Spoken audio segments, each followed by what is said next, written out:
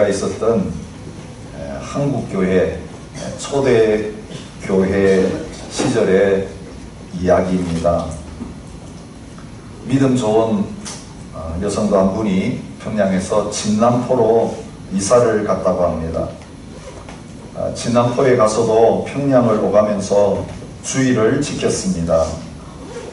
토요일에 출발해가지고 월요일에 돌아오는 신앙생활을 하면서 이 자매님이 기도했던 내용은, 하나님, 이 진남포에도 예배할 수 있는 예배당이 생기게 해주십시오. 그렇게 기도했습니다. 한 번은 달구지에 두 아들을 태우고 가는데 형제들끼리 막대기를 가지고 장난을 하다가 옆을 지나가던 말의 눈을 찔렀습니다. 말이 놀라가지고 뛰는 바람에 타고 있던 사람이 중심을 잡지 못하고 떨어져서 중상을 입게 되었습니다. 눈 깜짝할 사이에 생긴 일입니다. 형제는 경찰서로 연행이 되었고 재판을 받았습니다. 재판장이 누가 그랬냐고 물었더니 형도 동생도 서로 자기가 한 일이라고 주장했습니다. 난감해진 재판장이 옆에 있었던 어머니를 불러서 의견을 물었습니다. 신앙심이 깊었던 이 성도님은 이렇게 말했습니다. 벌을 받아야 된다면 작은 아들에게 내려주십시오. 저는 이 가정으로 개가를 했습니다. 큰아이는 전처소생이고 작은아이는 제가 낳은 아들입니다. 검사가 그 말에 감동을 받았습니다. 그래서 당신은 무엇하는 사람이요? 라고 물었습니다. 그때 이 여성도님이 이렇게 대답했습니다. 예수 믿는 사람입니다. 예수 믿는 사람은 다 그렇게 되는 겁니까? 재판장이 물었을 때에 당당하게 이 성도님이 대답합니다. 네, 예수 믿는 사람은 모두 그렇게 됩니다. 그때 재판장이 크게 감동을 받아서 다음과 같이 말을 했습니다. 내가 돈을 줄 테니 진남포 땅에 예배당을 세워서 당신 같은 사람이 많이 생기게 해 주시오. 그렇게 해서 이 진남포에 첫 예배당이 세워졌다고 합니다. 참 저희들을 부끄럽게 하는 예화가 아닐 수가 없습니다. 초대교회 성도들 많지 않았지만 그들은 예배당에서만이 아니라 실제적인 삶의 현장에서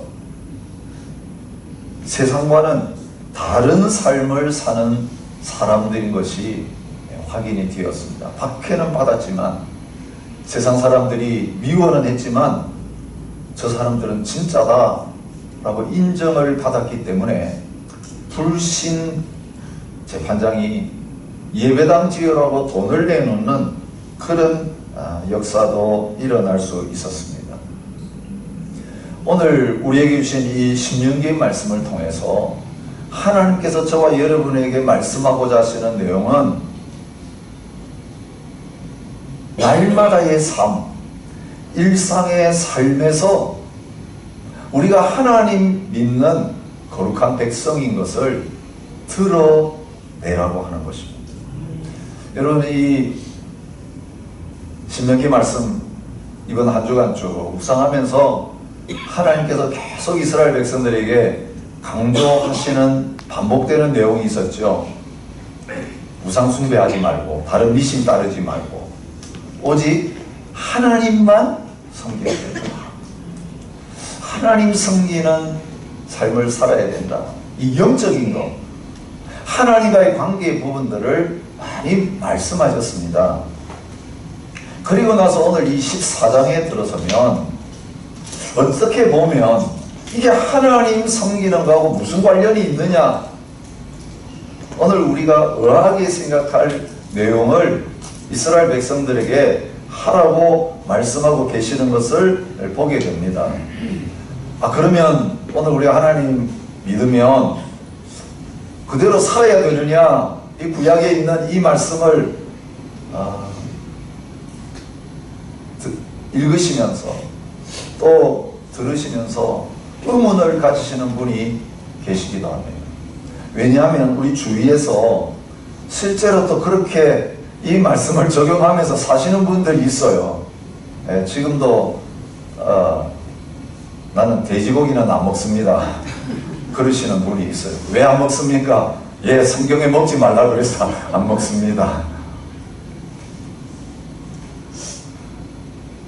안식교인이 아니더라도 우리 개신교 성도들 가운데도 건강을 위해서 하나님께서 이거 먹어라 먹지 말라 하셨으니까 건강생활을 하려면 이런 고기는 안 먹어야 된다, 그렇게 주장하는 사람들이 있습니다.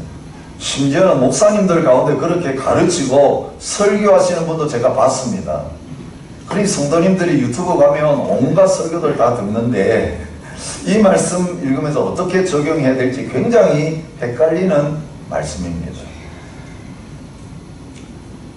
여러분, 이스라엘 백성들에게 뭘 먹어야 되는지, 뭘 먹지 말아야 되는지 말씀하시고, 또 장례를 치를 때 어떻게 해야 되는지 1절에 말씀하시고, 실제적인 생활 가운데서 어떻게 해야 되는지를 가르치는 말씀이 오늘 본문의 말씀이에요. 의문을 가지신 분에게 대답을 드린다면, 구약의 이스라엘 백성들에게 해당되었던 정한 짐승, 부정한 짐승, 먹을 수 있는 것, 먹을 수 없는 것은 신약 시대 예수님 안에 있는 저희들에게는 전혀 해당이 되지 않습니다. 돼지고기를 먹을 수 있습니다. 기름도 먹어도 괜찮습니다. 선지 해장국 먹어도 괜찮습니다. 구약에 또 피를 먹지 말라고 하는 것. 여러분, 예수님 안에서 이 구약에 있는 모든 의식적인 이런 법들은 다 이제 폐지되었습니다. 그래서 이방인들이든지 유대인들이든지 주님 안에서 자유함을 얻고 이 부분들을 그대로 지키지 않아도 됩니다. 베드로에게 환상 중 하나님께서 보여주신 게 뭡니까? 온갖 부정한 짐승들 이 보자기에 담아서 내리시면서 뭐라 그랬습니까?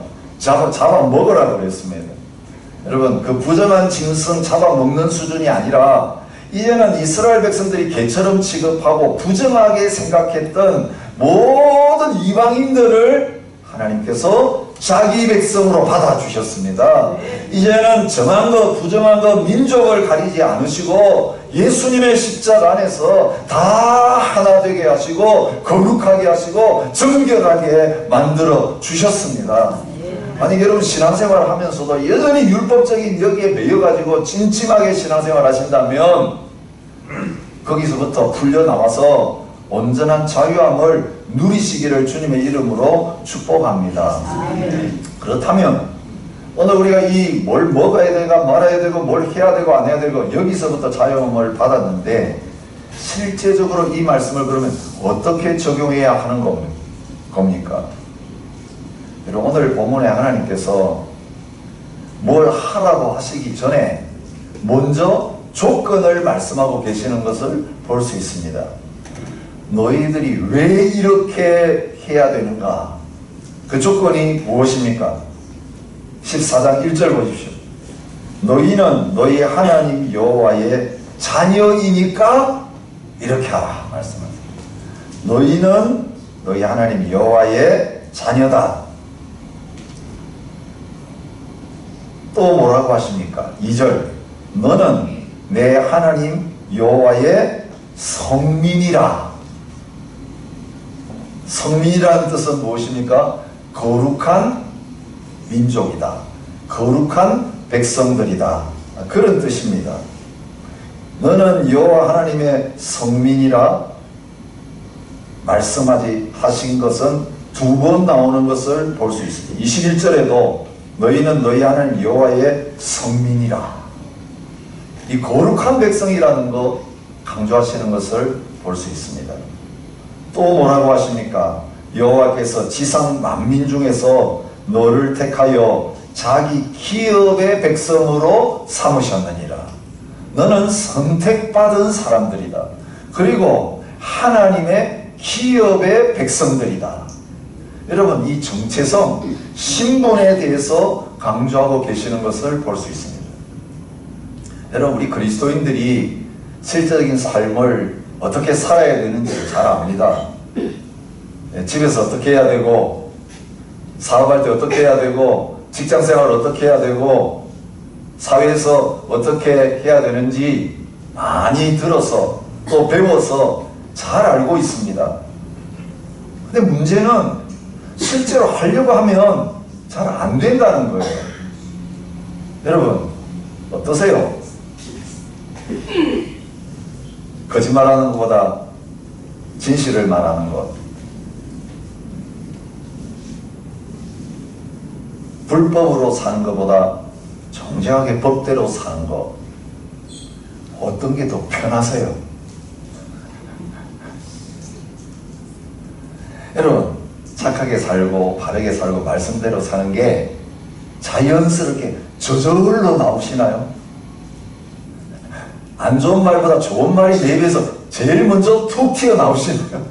특별히 급할 때, 갑작스럽게 뭔가 일이 벌어졌을 때 내 속에서 무슨 생각이 먼저 솟아나고 무슨 말이 먼저 튀어나오고 어떤 행동이 먼저 나오세요? 아유, 변한 줄 알았더니 꽝이야. 아, 예배 드리고 와서 그냥 진짜 하나님 앞에서 은혜 충만해가지고 이제는 새 사람 되었네 막 이러고 있는데 누가 한마디 툭 써 붙이고 팍 나오는 말을 들으면서 아유, 하나도 안 바뀌었네. 어찌 이런 일이? 그러면서 깜짝 놀랄 때 많으시죠? 저도 그런 사람 보면서 깜짝 놀랍니다. 아니, 그렇게 홀리해 보이시던 분이 어떻게 집에 와서 이렇게 또 이런 말씀을 하실까? 누구라고 말하지 않겠습니까? 여러분, 오늘 우리들 율법주의에 빠져 있어요. 이걸 먹고 이걸 안 먹고 또 이런 걸 하고 이런 걸 안 하고 그렇게 열심히 노력해서 뭐가 되려고 해요? 하나님의 자녀가 되려고 그러고 거룩한 백성이 되려고 그러고 하나님의 기업의 백성이 되려고 노력하고 있어요. 내 힘과 노력으로 하나님의 마음을 감동시키고 하나님 앞에 인정받아가지고 뭔가 좋은 이름, 좋은 사람이라고 하는 그런 선언을 듣는 거. 여러분, 하나님 말씀 보세요. 십계명도 그렇고 모든 율법을 말씀하시는 출애굽기, 레위기, 민수기, 신명기, 여러분 이게 다 율법서잖아요. 이 말씀을 보면요, 그런 순서로 이야기하지 않아요.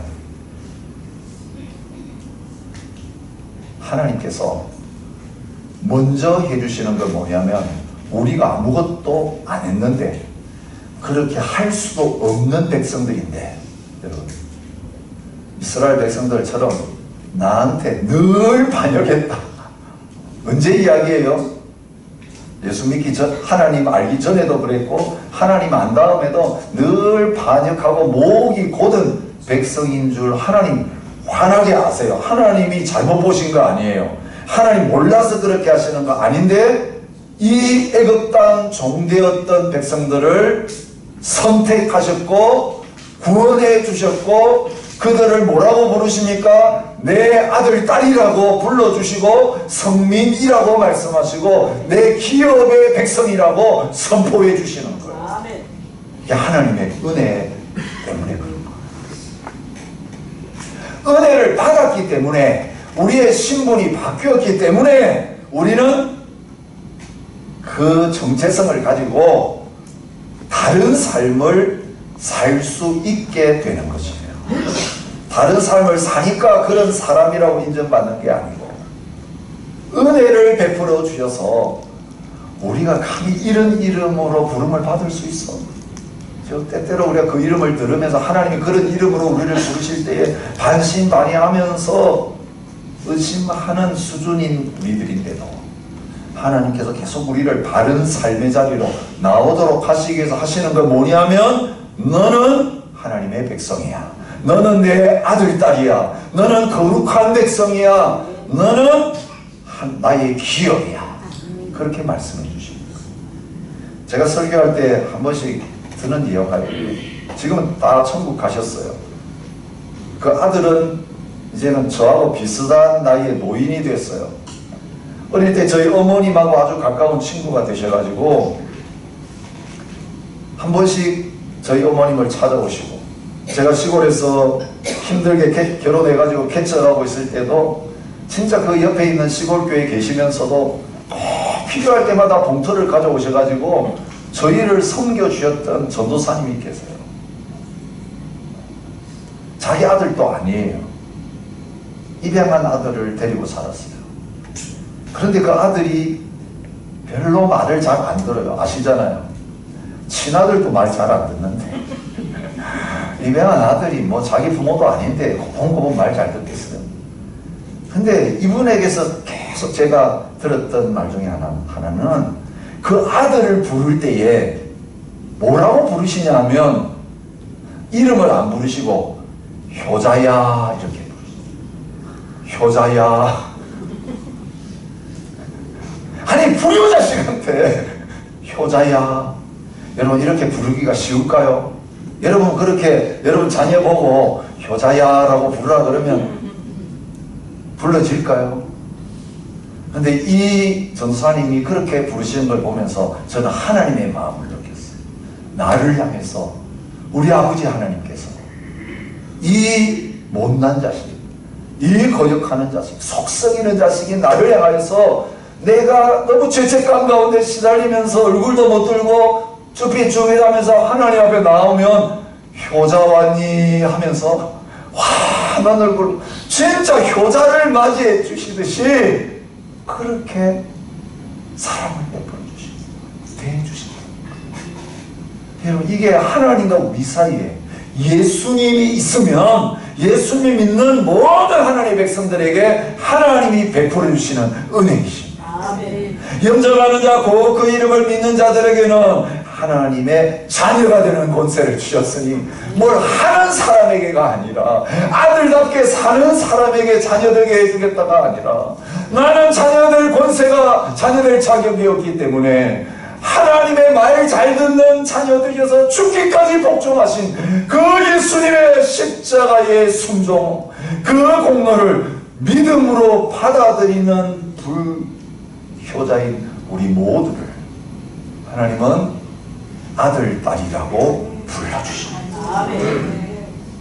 보라 아버지께서 어떠한 사랑을 우리에게 베푸사 하나님의 자녀라 일컬음을 받게 하셨는가.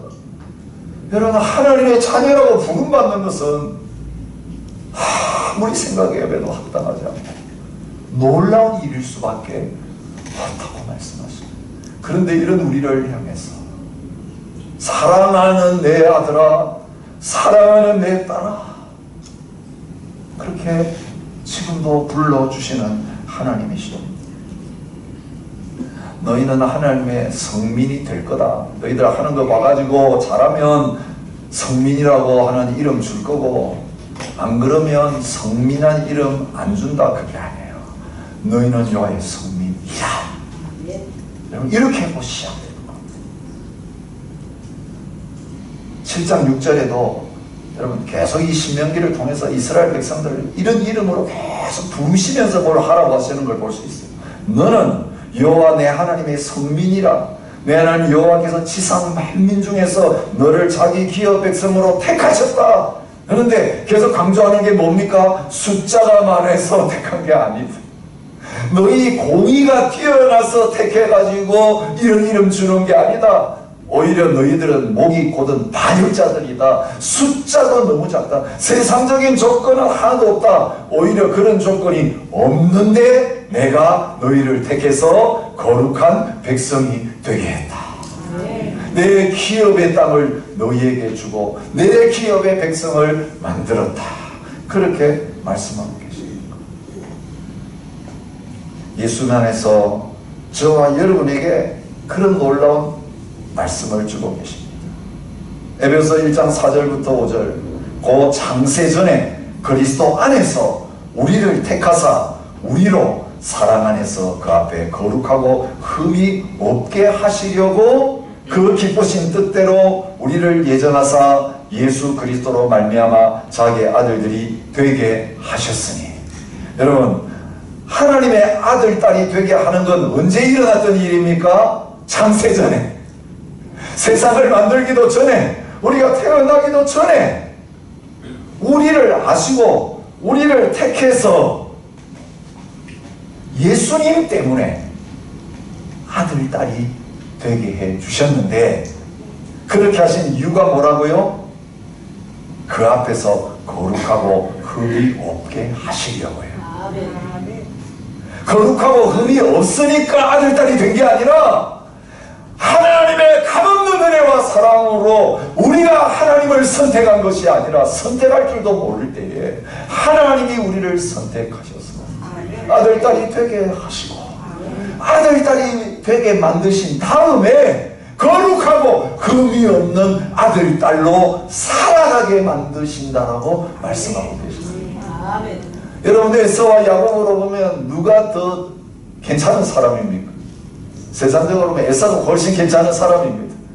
야곱은 남자가 돼가지고 엄마 치마폭만 붙들고 다니고 거기 쌓여가지고 약은 꽤만 밟잖아. 그죠? 나올 때부터도 형님 발을 붙들고 먼저 나오려고 참 못됐어요. 뱃속에서부터 형하고 막 싸우려고 했어요. 하나님 누구를 선택하셨다고요? 에서가 아니라 태에서 나오기 전에 야곱을 사랑하셨다. 이거 보고 더 따지시는 분이 있어요. 하나님 너무하세요. 이 딸 야곱을 어떻게 더 사랑하신다는 말입니까? 여러분, 하나님 이런 질문하는 저희들, 특별히 예수 믿는다고 하면서 이런 질문하는 저희들, 따지는 저희들 한 방 딱 먹이시는 말씀이 뭘까요? 너가 야곱이다.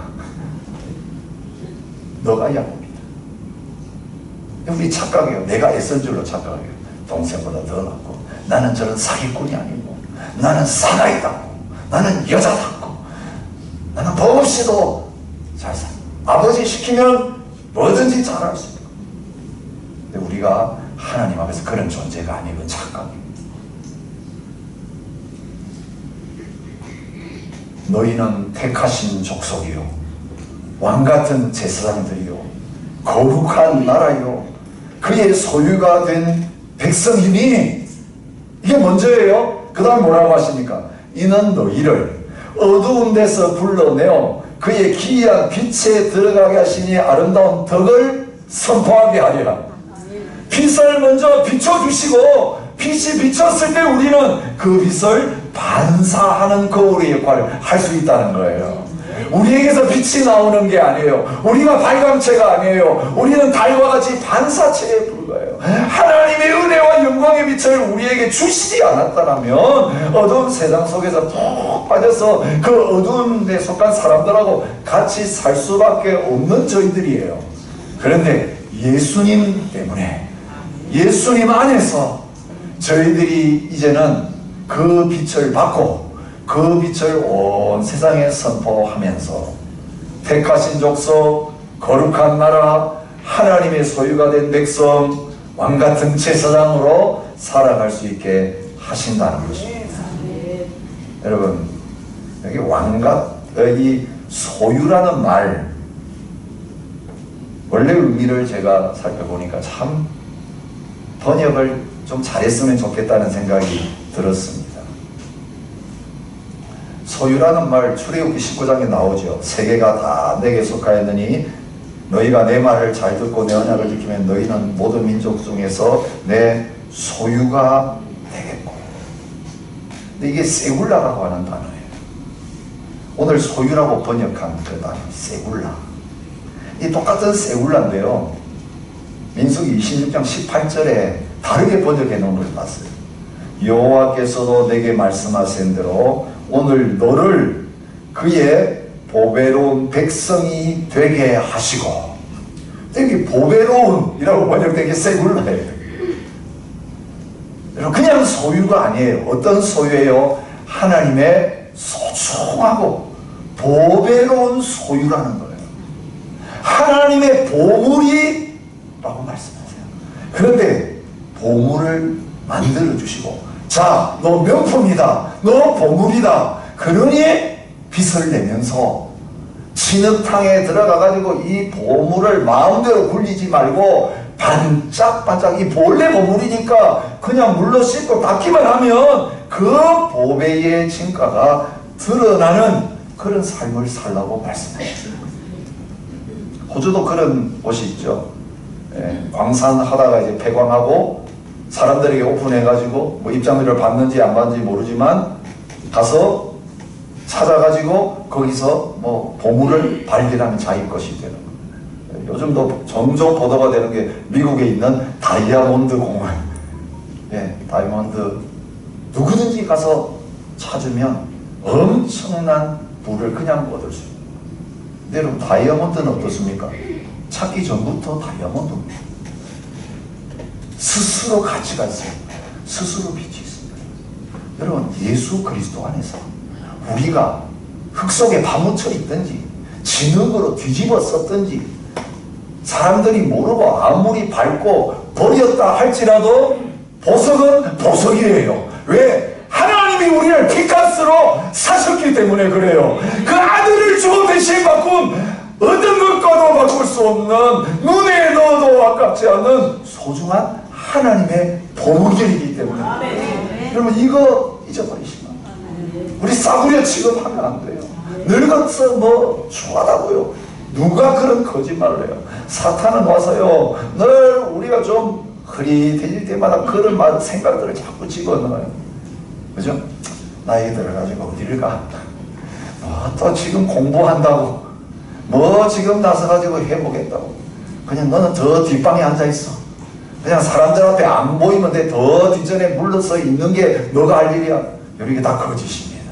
하나님 앞에 설 때마다 주님 우리를 키워주십니다. 우리를 높여주십니다. 그런데 그냥 빈말 하시는 게 아니라 실제로 우리를 바라볼 때 우리 안에 계시는 예수님 때문에 어떤 누가 바꿀 수 없는 거룩하고 존귀한 하나님의 소유라고 말합니다. 너는 내 것이요, 내가 너를 지명하여 불렀다. 그러니 이 정체성, 이게 사실이고 우리 진짜 모습이에요. 이것 가지고 계속 살면서 우리의 삶이 처음에는 하나님 불러주신 이름과는 너무 동떨어져 가지고, 그죠? 사람들한테 나 하나님의 자녀야 그러면 다 비웃어요. 나 거룩한 백성이야. 아이고 무슨 너가 거룩한 백성, 나하고 똑같이. 그죠? 우리 처음 예수 믿어 그래요. 그런데 똑같은 자리에서 세상 사람들과 똑같이 출발했는데 이 복음이 우리 속에 들어와 실제가 되어질 때에, 여러분, 우리가 뭔가 이런 사람 대보려고 막 노력하고 애쓰는 게 아니라 내가 하나님의 자녀다라고 생각하면, 여러분, 누가 된 겁니까? 신분이 공주입니다. 신분이 왕자입니다. 거지에서 왕자가 되고 거지에서 공주가 되면 왕자답게, 내가 진짜 왕자로 생각하면 왕자답게 말하고 왕자답게 행동합니다. 공주답게 말하고 공주답게 행동하는 변화가 다른 데서 일어나는 게 아니라 바로 내가 누구냐라는 여기에 따라서 생겨지게 되는 것입니다. 여러분, 예배 자리에서 우리가 반짝반짝 빛나는 거 좋습니다. 이거 조명도 밝고 여러분 화장도 다 하고 오셨고 제일 예쁜 옷들도 입고 오셔서 다 반짝거리시는데, 진짜 반짝거려야 될 건 어딜까요? 어두운 데 가서 반짝거리세요. 내 안에 주님이 있어요. 일상에서 거룩을 실천하고 일상에서 영적인 삶을 살아야 된다라고 하는 그런 주장을 하는 책들이 요즘 많이 생겼어요. 왜냐? 그리스도인들 숫자는 많아지는데 사회는 안 바뀌는 거예요. 그리스도인들이 참 교회에서는 하나님 말씀대로 사는 것처럼 보이는데 집에 가서는 바로 안 사는 거예요. 여러분, 크리스찬의 이혼율이나 불신자의 이혼율이나 똑같아요. 놀라운 건 감옥 속에 들어온, 죄지어 가지고 들어온 사람들 조사해 보면 들어갈 때 다 쓰거든요. 거기 그리스도인이라고 쓴 사람들이 많아요. 바깥에 있는 그리스도인 퍼센트나 감옥 속에 있는 그리스도인 퍼센트나 별로 다르지 않아요. 여러분, 제대로 우리가 그리스도인답게 산다면 감옥에는 그리스도인이 없어야 되잖아요. 왜 이런 일들이 일어났을까요? 우리가 배울 때에 우리가 세상의 삶 속에서 예배드리고 일상의 삶 속에서 하나님을 영화롭게 하는 그런 자가 되어야 된다라고 하는 그것을 배우지 못했기 때문에, 그래서 교회 와서는 그리스도인처럼 행세하는 거예요. 그리고 예배당 딱 떠나가면서 세상의 옷을 바꿔 입고 사는 거예요. 강정훈 목사님이라는 분이 생활 거룩이라는 책을 쓰시면서 주장했던 내용이에요. 얼마나 실제적인 생활이 중요한가를 말씀하시는 내용이에요. 신앙의 공회전을 멈추고 거룩으로, 신앙이 생활이 되고 생활이 예배가 되며 삶이 전도가 되자, 이분이 내세우는 모토입니다. 믿음으로 산다는 것은 무엇인가? 생활에서 보이는 믿음이 산 믿음이요, 역사하는 믿음이다. 그렇기에 믿음은 예배당에서도 나와야 하지만 생활에서 나와야 진짜다. 크리스천은 휴게소에 들렀을 때 조용히 움직이고 식탁에서 음식을 먹고 나서는 식탁에 물 한 방울 남지 않도록 깨끗이 치우고 의자를 제자리에 놓고 나와야 한다. 권사님, 집사님 불러대며 소란스레 몰려다니는 것은 주변을 불쾌하게 만드는 것이다. 승용차에 크리스찬의 표식인 물고기나 성경을 올려놓고 다니려면 더 반듯하게 교통 질서를 지켜야 하고, 끼어들기를 삼가며 피치 못할 경우라면 미안하다, 고맙다는 신호를 해주어야 한다. 교회에서 거룩을 흉내내는 것이 성화가 아니다. 생활에서 나타나는 것이 진짜 성화다. 제대로 된 성화는 예배당이 아니라 여럿이 어울려 살아가는 대중들 속에서 제 빛깔을 내야 한다. 보석도로 휴게에서 보여야 하고, 명절 때 가족들 사이에서 보여야 하고, 미용실에서도 학부모 모임에서도 드러나야 한다. 재래시장의 콩나물 장수에게, 택시 운전사에게 성화된 모습을 보여야 한다. 콩나물 값을 악착같이 깎거나 택시를 탄 뒤 잔돈을 틀림없이 받는 억척스러움은 전혀 덕이 되지 않는다. 예배당에서도 마찬가지다. 옆자리 성도들에게 친절히 웃으며 인사하기, 식당에서 음식을 남기지 않고 먹기, 먹고 나선 뒷정리하기, 예배당 전기불 끄기, 에어컨과 히터 아껴 쓰기, 공용 화장실 깨끗하게 사용하기, 시간 엄수하기, 꾼돈 제때 갚기. 빨리 갚으세요. 저한테 안 갚으신 분은 없습니다. 그래서 제가 담대하게 말합니다.